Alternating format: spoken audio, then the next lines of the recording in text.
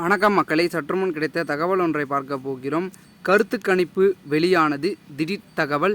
இந்த ஒரு தகவலை பற்றி தான் நாம் பார்க்க போகிறோம். தகவலை பார்ப்பதற்கு முன்னதாக நீங்கள் நம்மளுடைய சேனலுக்கு புதிய பார்வையாளர்களாக இருந்தீர்கள் என்றால் மறக்காமல் நம்மளுடைய சேனலை சப்ஸ்கிரைப் செய்து வைத்துக் கொள்ளுங்கள் மக்களே. பெரும் விதத்தில் வெற்றி வென்று வந்தாலும் அது நம்மளுடைய பிரசாந்த் கிஷோரை சேரும் அப்படின்னு சொல்லுவாங்க. ஏன்னா அவர் தான் பார்த்திங்கன்னா நம்மளுடைய திராவிட முன்னேற்ற கழகத்திற்கு வெற்றியின் மகுடத்தை பார்த்திங்கன்னா துணை நின்று உதவியை பார்த்திங்கன்னா கரங்களாக எடுத்து கொடுக்கிறார் அப்படின்னு சொல்லப்படுகிறது. காரணம் என்னவென்றால், திராவிட முன்னேற்ற கழகம் மீண்டும் ஆட்சியில் இருக்குதுன்னா அதற்கு காரணமே அவர் தான் அப்படின்னு சொல்லலாம்.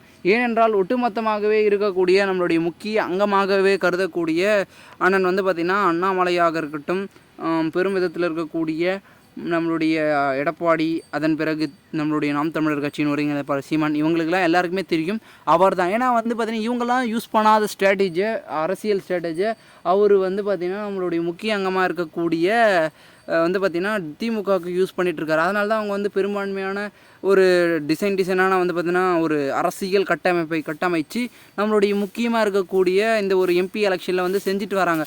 இந்த ஒரு சூழ்நிலையில் எல்லாமே சிக்கலாக தான் இருந்தது.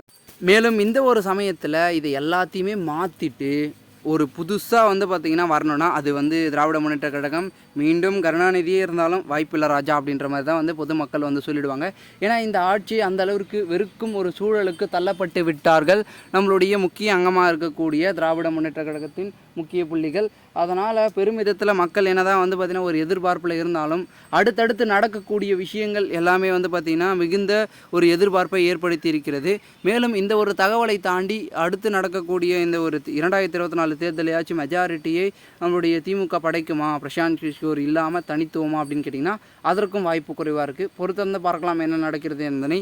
மேலும் இது போன்ற நீங்கள் அரசியல் சார்ந்த நிகழ்வுகளாம் தினசரி தெரிந்து கொள்ள நம்மளுடைய சேனலை சப்ஸ்கிரைப் பண்ணுங்கள். நன்றி, வணக்கம்.